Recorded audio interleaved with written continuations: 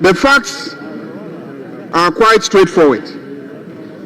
That ECG reported that they had imported 2,462 containers.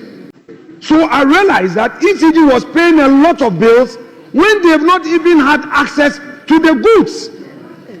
And when you ask them, I asked the procurement manager, director of procurement, a question.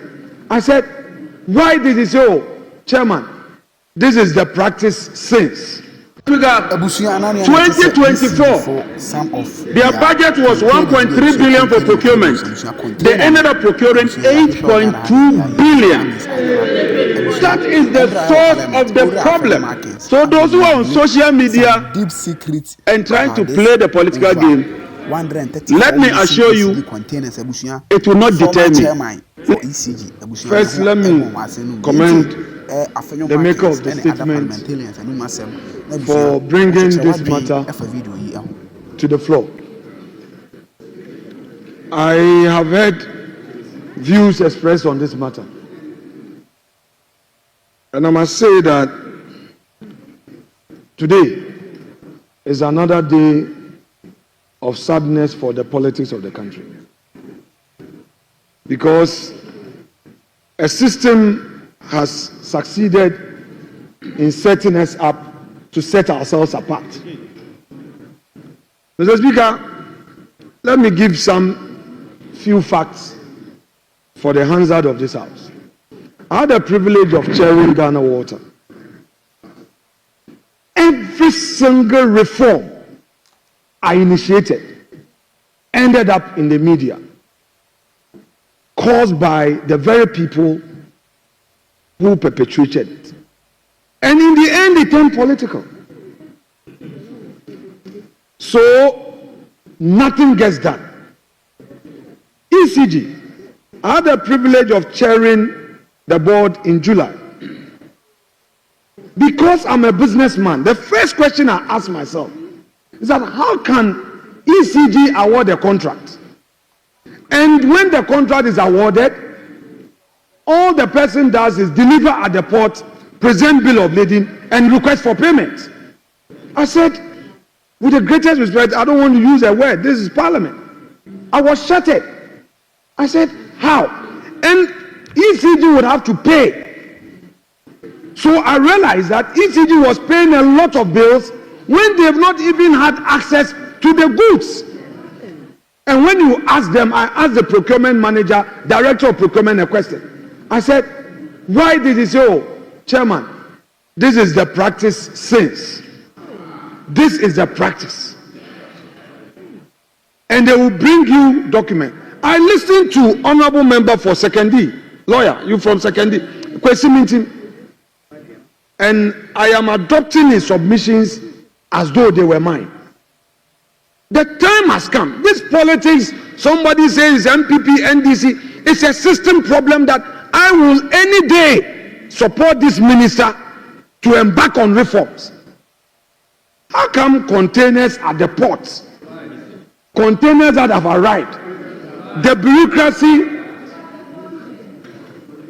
bureaucracy at our ports, they say the containers are missing. Mr. Speaker, it is true that when these containers come, there is some connivance with some customs officials, and they sell these containers, these cables that ECG needs after the supplier has been paid.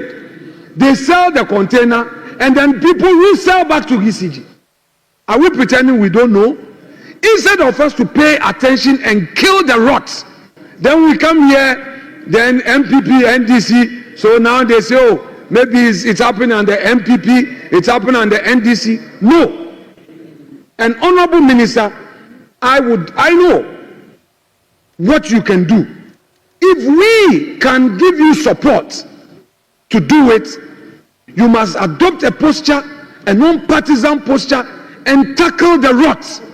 But if we all want to approach it, MPP, NDC, Mr. Speaker, it will remain. NDC will spend 4 years, 16 years, 20 years, the same thing will be there. They will come into opposition, and the same thing would arise again. Then the perpetrators will be there in the system. Mr. Speaker, today, Ghanaian businesses cannot sleep because there's a new government, whereas foreign businesses are surviving because their ambassadors will be protecting their businesses. So Ghanaian businesses who did business in MPP time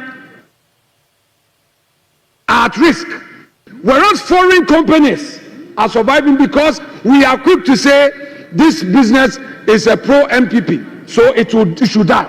What are we doing to ourselves? What are we doing to ourselves? Mr. Speaker, I know the minister will come and say, ECG has a huge bill. There is debt. Now who calls them? Us, as a political class. When there are issues, we don't identify the issue and say, this one is a national issue. Let's kill it. We want to play partisan football with it. It comes back to haunt us. How many people pay bills in Ghana? ECG, all the power that we produce. Mr. Speaker, let me hazard a guess. I can say, not on authority, that less than 20% of consumers pay. A lot of factories consume electricity, they don't pay. The prepaid is adjusted all over. At the end of the day, it becomes the debt of the state. These are things that if the minister comes and says, look, I am embarking on serious reforms, I will go all out to back him. Because if the nation fails, it affects all of us. And for MPP, NDC, we shouldn't be too comfortable with this democracy. With this day social media, the youths, they are so impatient that if we continue to play this game, they will be watching. We may be surprised. Let's be careful. Let us be careful as a political class. The issue at stake is scandalous, is serious, it's not MPP, NDC matter. All these public institutions, and sometimes some of the appointees of the previous government, you see them even saying that they are professionals. They were not MPP. Now they come here and then they are dining with you. You're also happy. When you lose power, they turn around and they do this and that and that. And then they are hitting our heads and we are here shouting. No.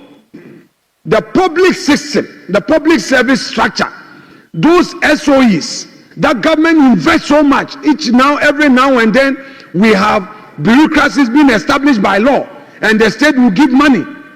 Look at the initiative, this Gold Bond initiative. For all you know, government means well. But trust me, if in the enactment, we don't put in place the support systems, people will take the money and say, but I helped the NDC to come to power. He will even go and buy the gold, and you cannot even prosecute. I invested in Winneba. I bought taxes for my people.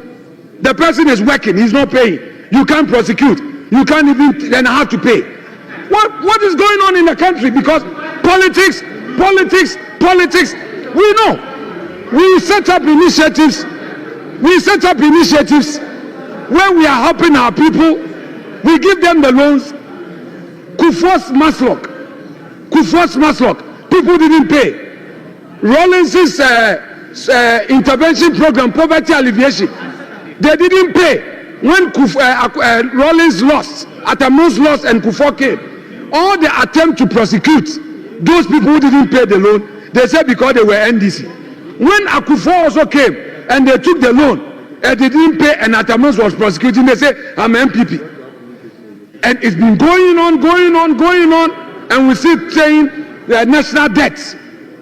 All these social interventions that are going down the drain, it's become consumption, not investment. So as a political class, let's wake up. Let's get more serious. Tackle the issues. $700 million is not cheap money. Go to ECG. Those companies are chasing ECG, and now because the minister is enforcing the cash waterfall, they say they get only 40 million cedis, and the 40 million cedis is not even enough to pay salary.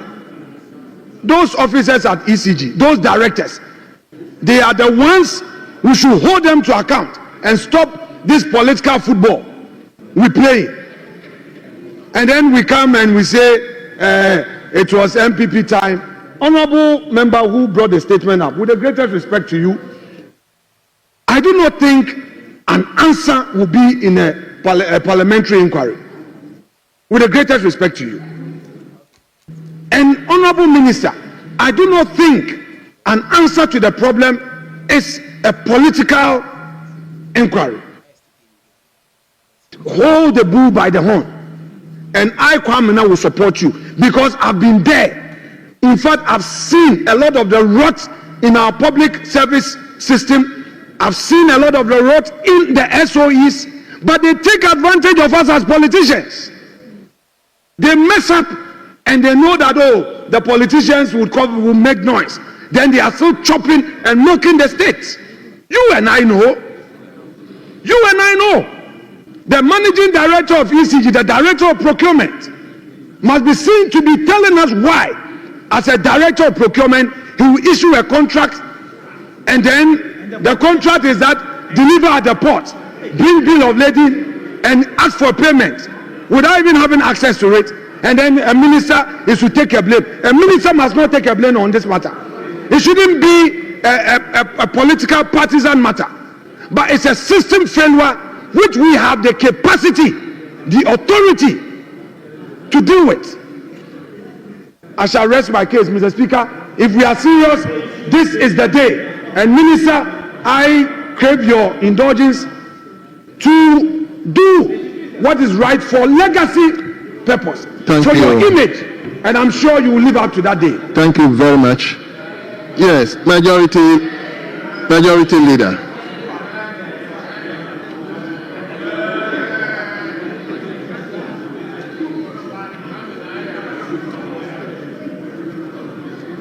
Mr. Speaker, I will let the minister come before me. Yeah, I thought he would wrap up. No. Very well. Thank you, Right Honourable Speaker. Right Honourable Speaker, as Minister for Energy and Green Transition, currently my vision is simple. I want all the 1,346 containers accounted for. 1,346 containers. Whatever it takes, I'll bring those containers to where they ought to be. Mr. Speaker, let me set the record straight. A good friend, professor, will listen to me. There's not been any inconsistency. At the transition committee, Honorable Agyarko was there. They gave us a figure of 3,000. Then they told us it had incurred demurrage of 1.5 billion. On the 17th, on the 24th, I visited the harbour. At the harbour, I was told the containers were 2,500. That is what aroused my suspicion. I didn't say at the harbour that the containers are 2,500. I couldn't have counted 2,500 containers instantaneously. And so from 24th, I went to brief the president on 27th. And by 31st, I had established this committee. There was media coverage. And we took Professor Senyo. He's a chartered procurement expert. The report was submitted just this week. It was during the presentation of the report that the committee told me that contrary to the figures they were giving you, over 1,300 containers cannot be accounted for. These are the facts and nothing but the facts. Mr. Speaker, these are the facts. So those who are on social media and trying to play the political game, let me assure you, it will not deter me. Mr. Speaker, I just came from Kweku. We've gone to 4 warehouses. 2 of them are factories. And what they've been doing over the years is that they buy these containers with brand new aluminium cables and then melt them into aluminium rods and export them. Today, I encourage everybody to watch the television sets. You will see the cables, brand new cables, being put into the furnace, being melted and converted to rods. Mr. Speaker, yesterday, when President Mahama called me, his message was simple. Jinapo, you have my full backing, go the full throttle. And that is exactly what we are doing. We've already arrested some Chinese nationals. We are on the trail of some Indian nationals who have bolted. But you know, this is the House of Record. And so I'm very, very cautious. I've received a lot of briefing. And I'm getting to know those who are behind it. This has been going on for years. I will stop that, and it will stop right now. But Mr. Speaker, it's not just going to stop. We shall retrieve the containers of the materials. We shall prosecute the perpetrators, and we will prosecute the perpetrators, and we will sell the rods to recover the cost. Mr. Speaker, people are complaining that at the distribution level, the power system is not stable. It is because you buy the materials and you don't use them. They end up somewhere other than their intended purpose. But Mr. Speaker, You hold on. Yes. Mr. Speaker, the minister is not out.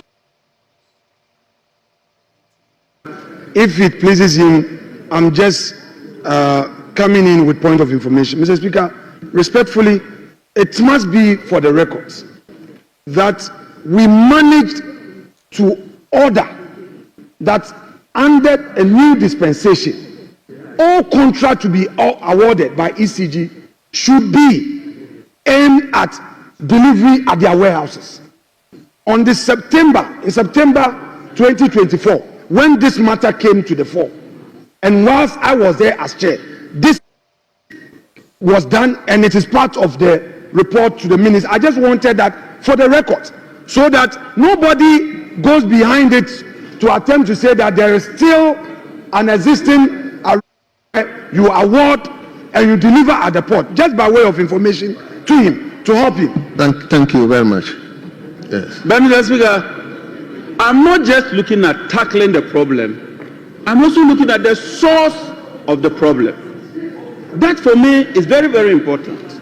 Mr. Speaker, and with your permission, I'll tender in the committee's report so that everybody can read it.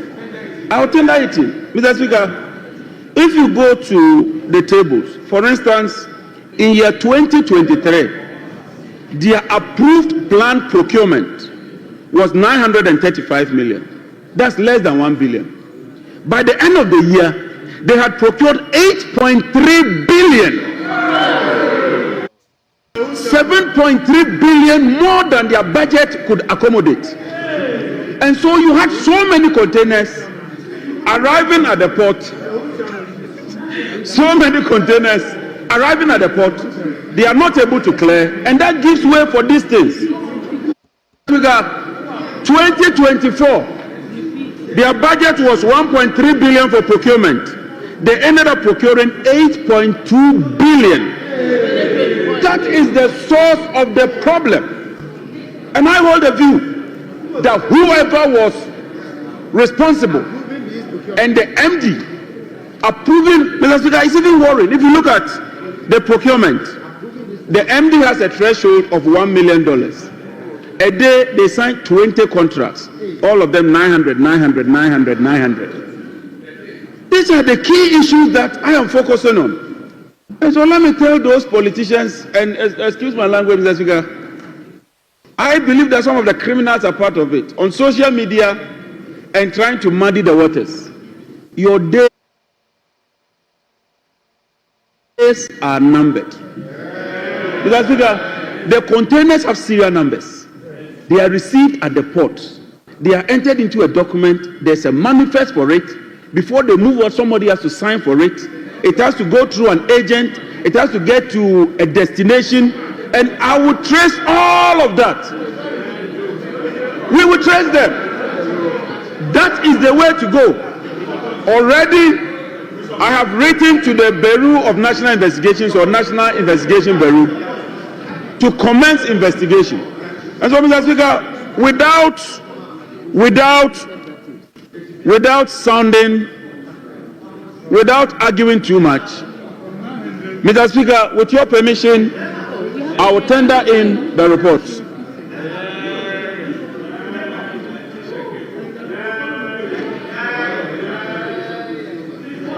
Thank you so much. Mr. Speaker, in winding up, we are given some immediate directives. The procurement unit was merged with the estate department. The head of procurement was jettisoned, and the head of estate department was then made to take care of the procurement.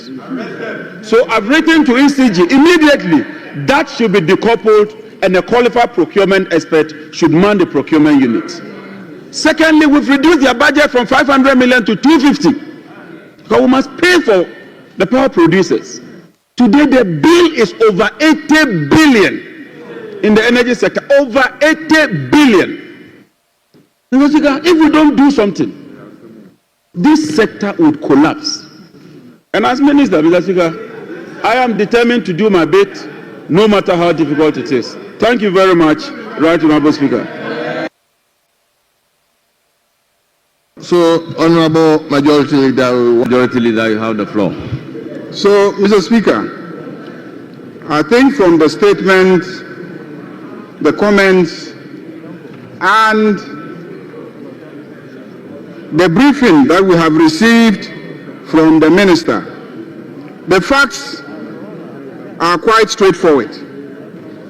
That ECG reported that they had imported 2,462 containers, and that they had received those containers at GPHE. An additional 34 containers had not arrived yet. However, Mr. Speaker, when the minister sent a team to go and carry out some investigation, they reported that only 1,134 containers were there. And indeed, some of the 1,134 containers had been opened and the contents could not be accounted for. Those are the facts. Mr. Speaker, from what the minister has indicated, he has reported to the Bureau of National Investigation, and they are busy going around the country trying to track the containers.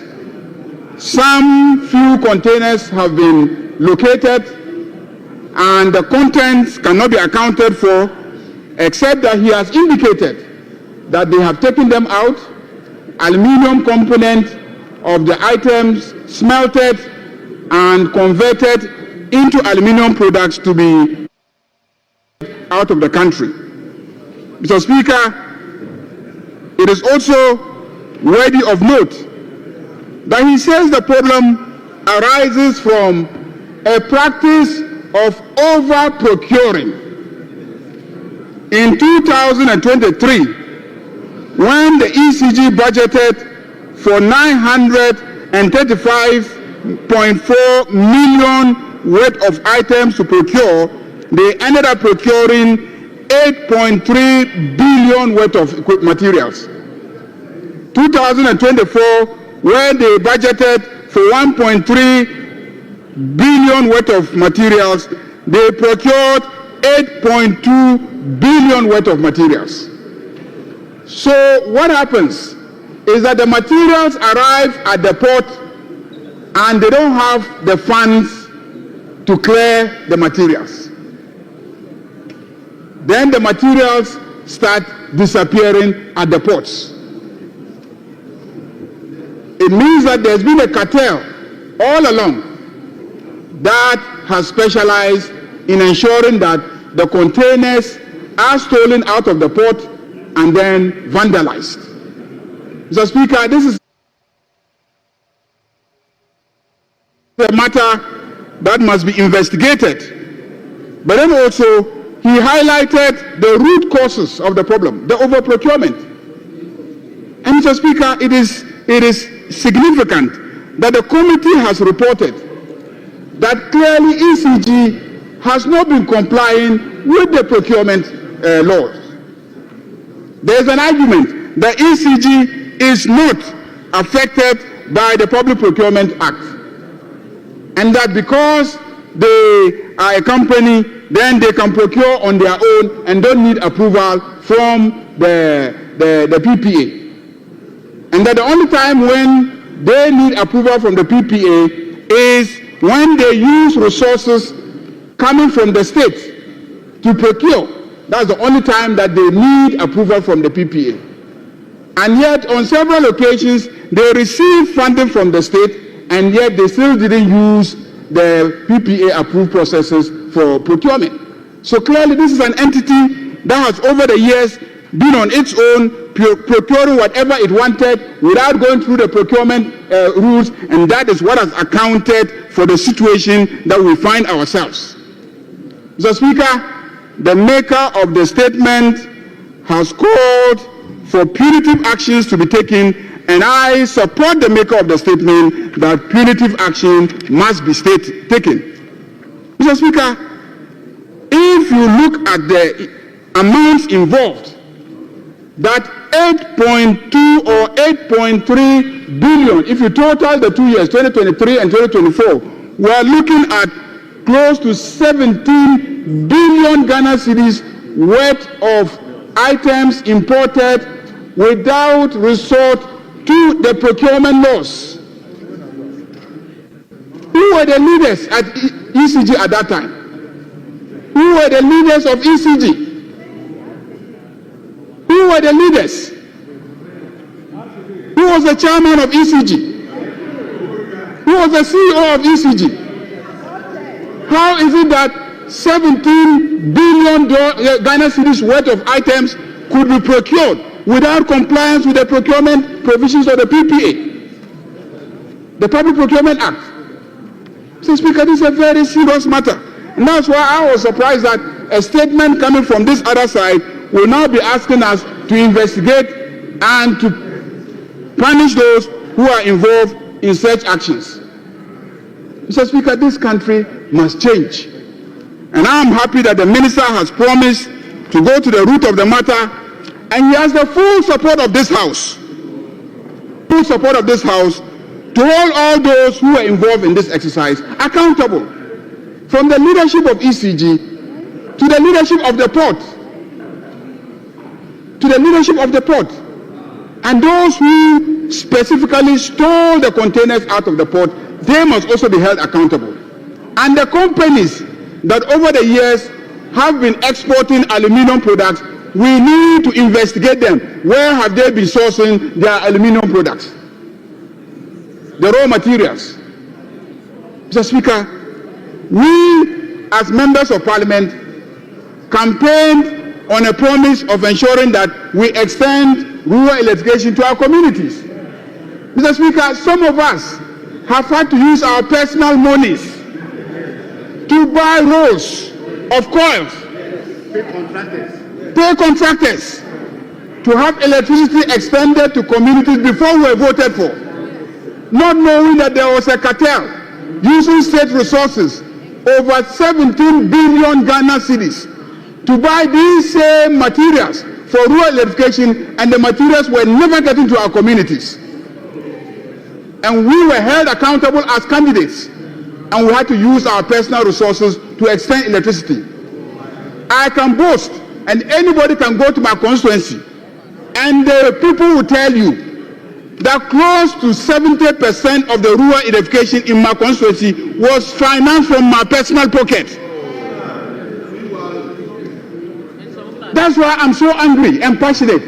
You can call the regional coordinator of rural electrification in Upper East, and he will tell you that no one has used his personal resources to finance rural electrification like I have done. Then you come, so there was procurement, and that you should wait, you will get the material. Later you are told that the materials are unavailable, but you trace the ministry, we say we have procured. But where are the materials? The materials don't get to the communities. Not knowing that people were pilfering the materials, selling them in Accra here, melting the cables and re-exporting it.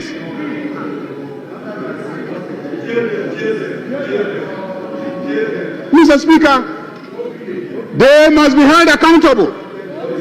Everybody must be held accountable, and we will ensure that. I am happy that my colleague, the minority leader who sat there and understands the intricacies of what is happening, has pledged to this House to support the effort. We will work with him. Everybody will be held accountable. Thank you very much, Mr. Speaker.